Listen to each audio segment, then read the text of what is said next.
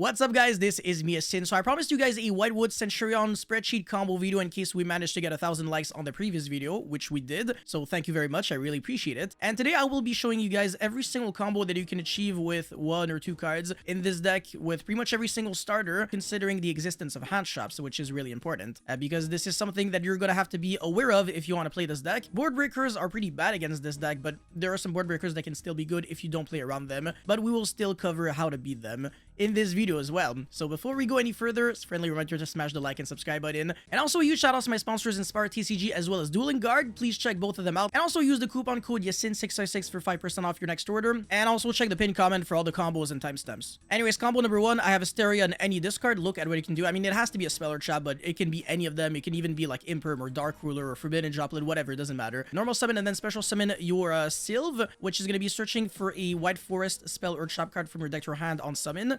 And we're going to be searching for the Legend and then Synchro Summon for Arciela, which will then pitch the Legend in order to send Search the Woes. And now we're going to be going Chilling 1, Chilling 2.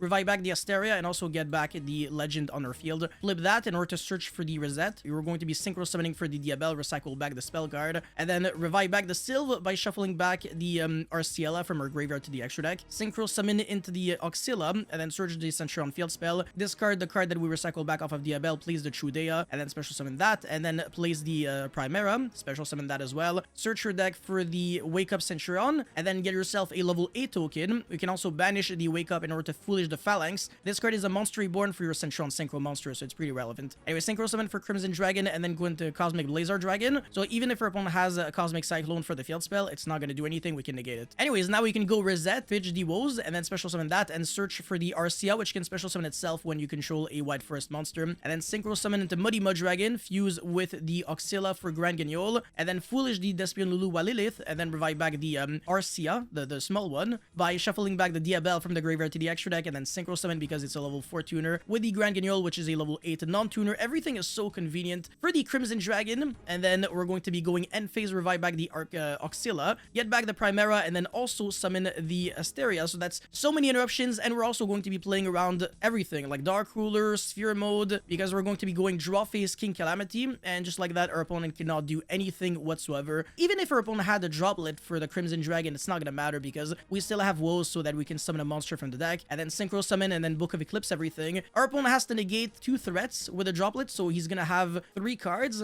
since he's negging 3, and we also have the ability to synchro again using these 2 monsters for the other Centurion monster, which can destroy a monster and then draw a card. All of that with only 2 cards. Well, 1 card and a discard. We still have 3 other cards in our hand, and we're going to be drawing cards and recycling back our engine as we interrupt our opponent, which is absolutely beautiful. That's it for the very simple combo number 1. Let's get into combo number 2. Okay, so this combo, there's 2 variations. It's either Risette with a spell or trap card and a discard, or instead of Risette, it's the exact same configuration of other cards in your hand, but there has to be instead of Risette, it would be Sylve, which is the monster that searches a spell or trap card. They're the exact same in this context. So yeah, pitch your spell or trap and then search the Sylve. If we had Sylve instead, then we normal summon Sylve, get the Legend, and then search for the Risette. Every path leads to Rome, basically. Anyways, activate the Legend and then search for the Arcia, and then special summon that, and then we're not going to be synchro summoning for the Arciela because we're assuming that we don't have any other spell and shops, which can matter when you draw a bunch of monster hand shops, which have anti-synergy in this deck, unfortunately, because you can't discard them for your monsters. So that's the reason why maybe board breakers can be a little better. But yeah, it's still fine. We can synchro summon into Muddy Mud Dragon and then fuse for the Albion and then banish the Muddy Mud Dragon as well as either one Arcia or Sylve. Doesn't really matter too much. Go into Grand Guignol, which is going to be foolishing for Arciela. Very important because now we have a monster that we can shuffle back from the graveyard into the extra deck in order to revive back the Sylve, which gets us our tuner monster so that we can synchro summon it into the Centurion Auxilla. And that's the reason why we need a discard, just because the field spell has to pitch a card from the hand to the graveyard. And then we can place the Trudea, special summon that. And then it doesn't matter if you give it level like 4 extra levels because we're just going to place it on the field. Place it back into the spell and trap zone to get to the Primera. And then synchro summon into Crimson Dragon, go into the Cosmic Blazar. And we're also searching the Phalanx. So again, even if we get droplet on the Crimson Dragon, we still have Phalanx to banish like a monster on the field. So we have like a bunch of interruptions through a potential board breaker that our opponent might have. And we can also recycle back the Risette when we summon a light spellcaster tuner on our opponent's turn. And we got the King Calamity combo in case our opponent didn't have much. And the Cosmic Blazar can also negate Cosmic Cyclone, which is completely correct. Okay, so this combo is really interesting because I'm assuming that my hand is pretty weak. I only have Arcia, which is the worst White Forest monster at the current moment, as well as Toy Box, which is an extremely good card. This card, you really always want to see it. It's that good. But this 2-card combo, even though it's not absolutely optimal, it can still beat a completely perfectly timed Nibiru. That's just to give you an idea of how good this deck is. We activate the Toy Box and then get your Toy Soldier and Toy Tank from your deck to your field. If you draw them, it's fine. You can also set them directly from the hand, so they're not bricks at all. And then normal summon your Arcia. It's really sad to have to normal summon a monster that can special summon itself from the hand just because we don't control a White Forest monster. Again, we're assuming that we're unlucky. But yeah, pages the Toy Soldier and then it revives itself back. And on summon, if you control Toy Box, we can search our deck for a level 4 spellcaster, and that's the reason why playing 2 Arcia can matter, because now we can search the second one, and we can special summon that, and then, you know, play from there. But yeah, we're not going to be getting nibbed yet. We're going to be getting nibbed very soon, though. So yeah, Oxilla, search the field spell, and then field spell discard, plays the Trudea, and then we're going to be going end phase at this point. The reason why we have to go end phase is because if our opponent did have the Nibiru, we're playing around it completely, and we can still King Calamity on the opponent's turn because the Trudea can summon itself as a level 8 monster, and then we can use the graveyard effect of Arcia by shuffling back the Diabel from the graveyard to the extra deck, and then we have a level 4 tuner so that we can make the Crimson Dragon into King Calamity with the Oxilla that we already had on the field. So this combo beats Nibiru by playing it safe. If you play super greedy and you also go Trudea effect, then you lose to Nibiru. So just keep that in mind. You have to play smart. Sometimes you have a lot of resources, but you can also get blown out if you just want to make even bigger boards for no good reason. You would win with just King Calamity.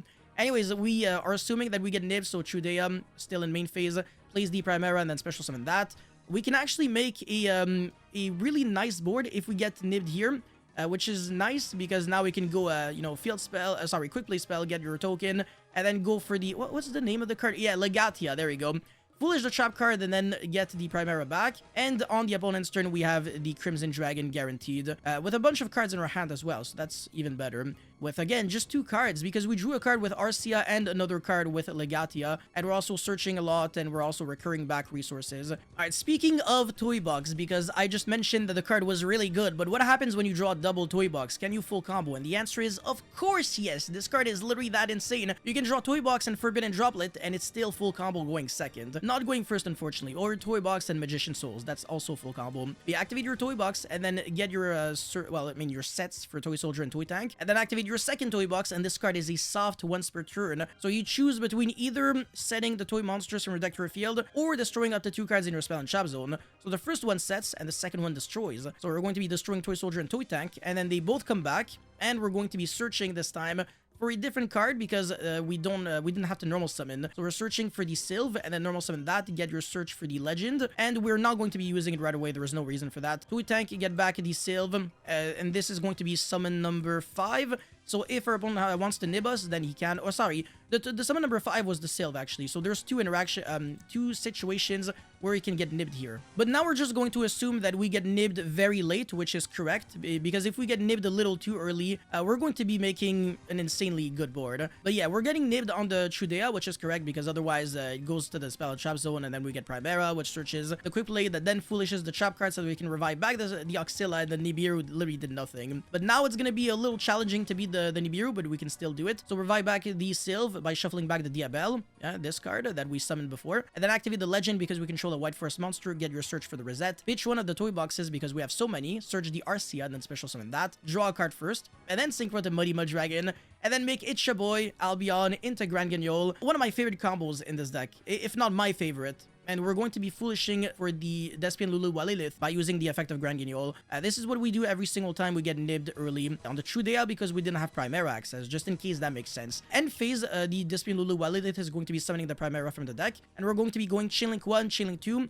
so search your deck for a Centurion card, and also summon the Crimson Dragon, and then Crimson Dragon tag out, summon the Cosmic Blazar, Still in end phase, Legatia plays back the Primera from the graveyard in the Spell and Trap zone, and then activate your Wake Up because we now control a monster card in the Spell and Trap zone, so summon a level 8 token. It's a non-tuner. And on the opponent's turn, we can go Primera Summon, and then go Chilling 1, Chilling 2, so get a search, and also use the field spell to Synchro Summon it in the Crimson Dragon.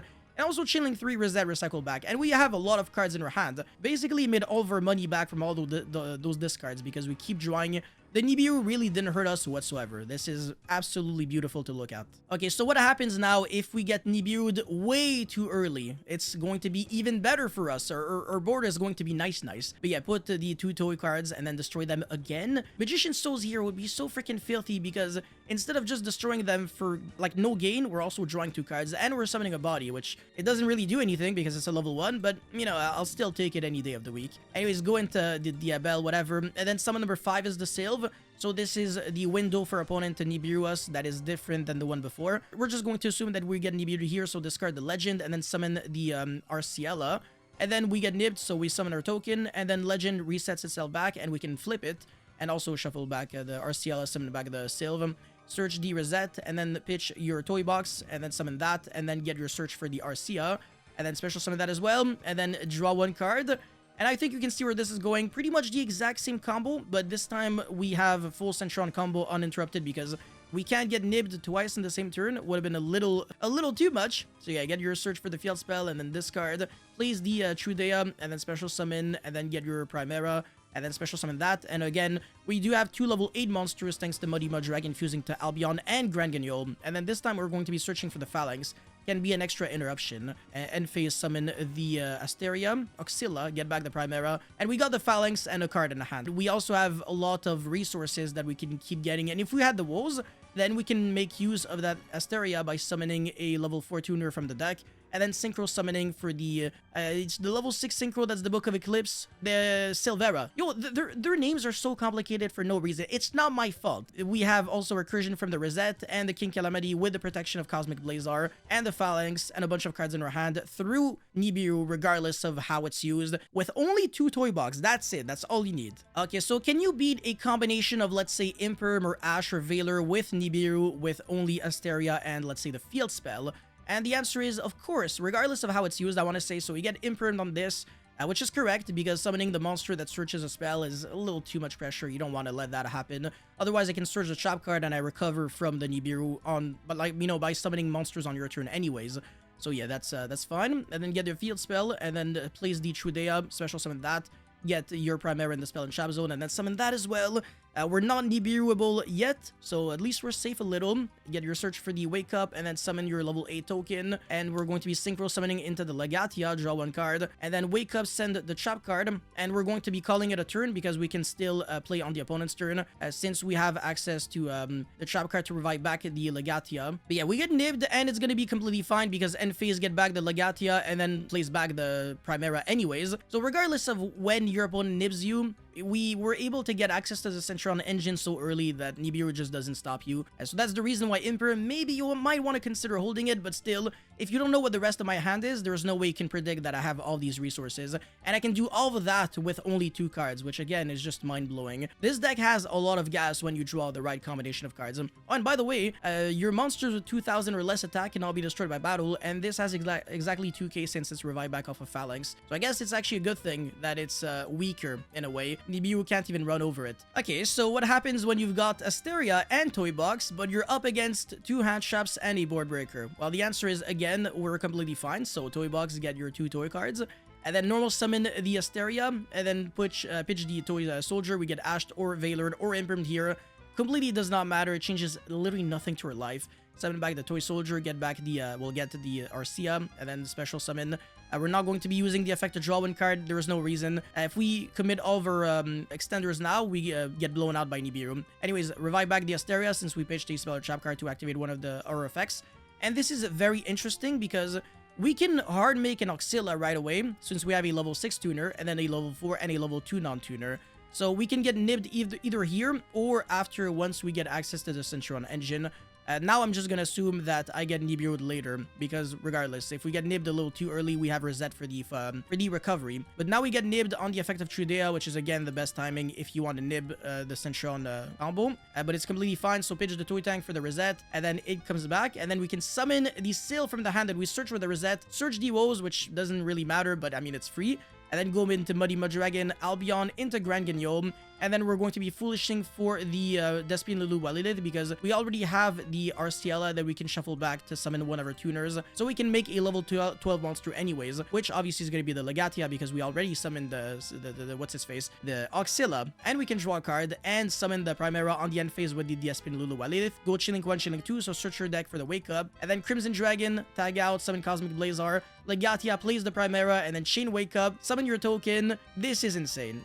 Again, it really just doesn't matter what your opponent has. 2 hand traps and a board breaker with only 2 cards is way more than enough. So this was better than the combo I just showcased with just Asteria and the field spell. So Toy Box is that great of an extender with honestly any starter. Every single White Forest monster full combos with Toy Box. Alright, so we're going to be assuming that we get nibiru'd incorrectly here, right? So we got the Asteria as an Toy Box again. So activate the Toy Box and then get your Toy Soldier and Toy Tank. And then normal summon your Asteria, whatever. I mean, this is the exact same thing every single time. Get ashed here, it's completely fine. Summon back the Toy Soldier, right? If we get Bestioled on top, then obviously it's too much. But look, we're not going to have 2 hand traps against the 2 card combos against the 2 perfect hand traps every single time. But yeah, revive back the Asteria, and then we get nibbed before we can get into the Oxilla, because I just showcased that if you hold your nib for later, it's not gonna have much of an impact. But that's also completely fine, because now we can fully recover using the Risette, and then pitch the Toy Tank, and then summon, well, search the Sylve, and then summon the Sylve again from the hand.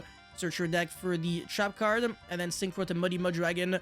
And it's pretty much the exact same thing, but this time we will have access to making the Oxilla and keeping it on the field instead of, you know, it goes to the grave and we have to rely on Legatia.